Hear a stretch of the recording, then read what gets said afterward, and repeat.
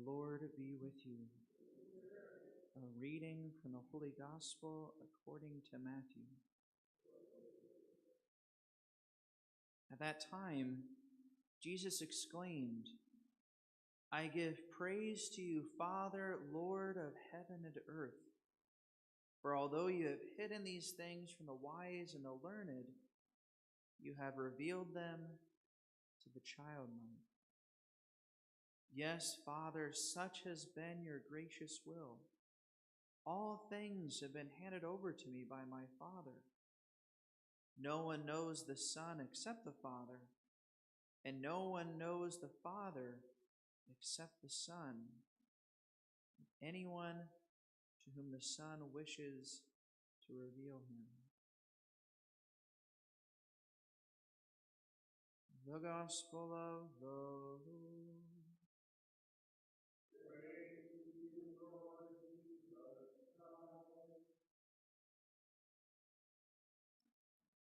Today's first reading, we hear about the burning bush, the miracle that took place where the angel of the Lord appeared to Moses. And of course, whenever I hear this reading, I think about when I was actually able to go to Mount Sinai. I was able to travel to Egypt when I was studying abroad in Rome. There were some seminarians from the seminary who had an aunt and uncle who lived in Cairo, Egypt. And so we were able to stay with them. I also never forget, it was like the day after Christmas or maybe 2 days after Christmas, and literally the night before we boarded the plane, we heard that there was a bombing in a Christian church on Christmas Day. And so we were pretty nervous about going to Egypt. And then sure enough, when we got to the airport, instead of a couple of Americans greeting us, there was this Egyptian man who had a sign with our name on it to pick us up from the airport. And I remember thinking that we're going to end up on TV or something like that, or in the news, we're going to get kidnapped or something like that. And it was pretty tumultuous days in the Middle East and in Egypt when we visited. But we ended up arriving safe and sound, and then we took a 3-day trip to Mount Sinai.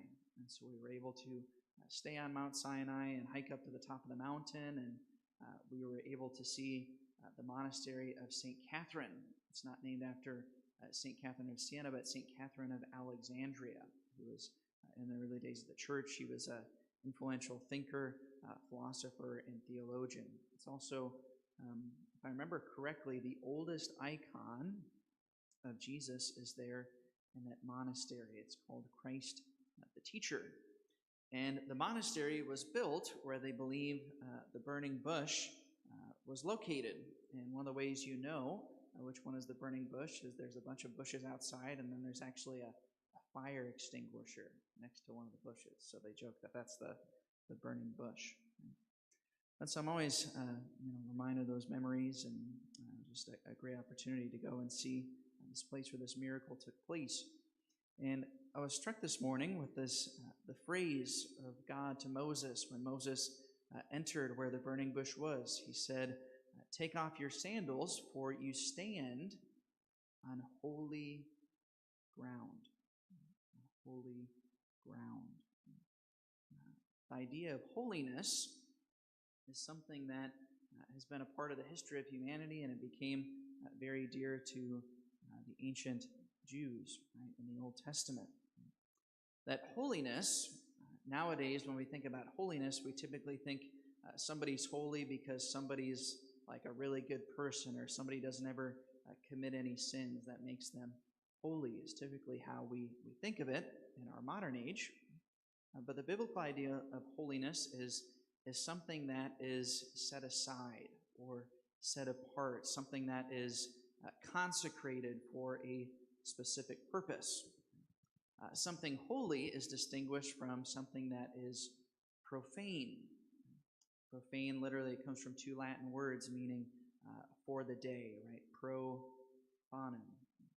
So the idea is that things that you would use ordinarily, right, like every day of the week, those are things that are profane, whereas things that are holy are things that are set aside. And so when the Israelites talked about the Holy Land, it meant that was the land that was set apart for God's people. That's what the phrase Holy Land means. When the patriarchs and other people in the Old Testament, they would travel around and they would make altars consecrating places to the Lord. They were setting it apart as a holy place where God's presence could dwell. Even today, right, with exorcists and things like that, right, there's this idea that there are places and houses that can become infested. They can belong to the devil. And so they have to be reconsecrated to God. When any church is built, the church itself is consecrated by the bishop for worship. It's set aside as holy. So many of the commandments of the Old Testament, even the ones that we don't follow anymore, the Israelites were proud of those commandments because it was something that set them apart.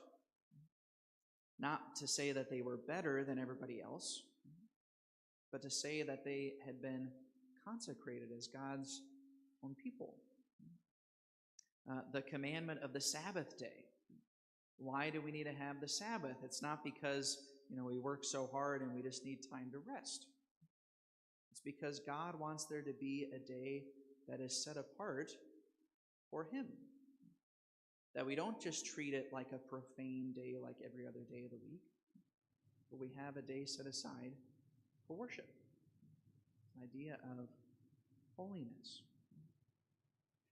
And I would venture to say that if there's one thing that our modern culture needs, including Christians and Catholics, is we need to return to this idea of holiness, things that are sacred, things that are set apart.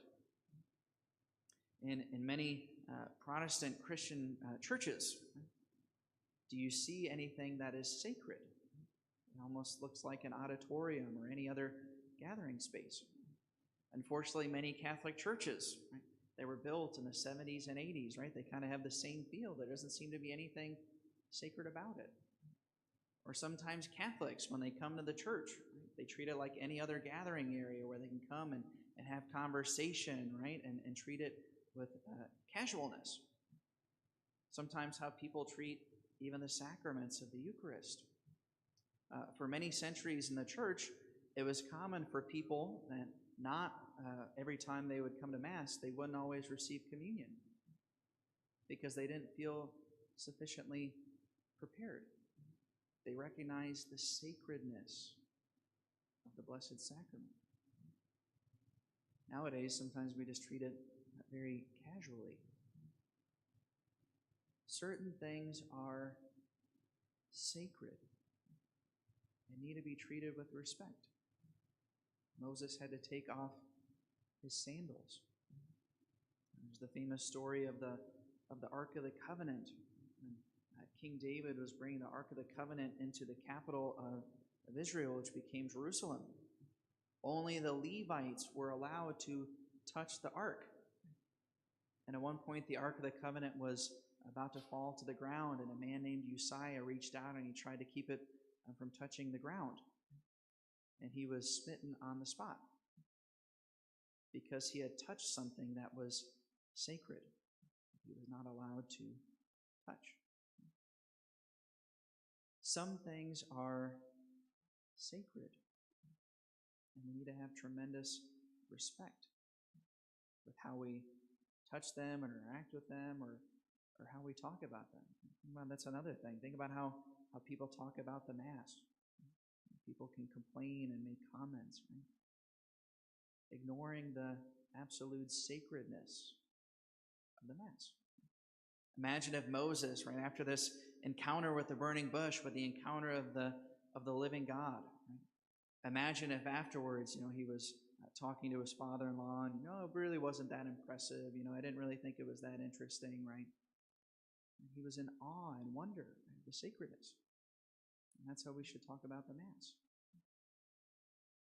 This idea of the sacred is something that is important for all of us to consider in our own spiritual lives. How do we treat this sacred space of the church? How do we talk about the sacred liturgy? Do we take times throughout the week to visit the Blessed Sacrament Chapel, to go to the place that is sacred, sanctifying that time for God?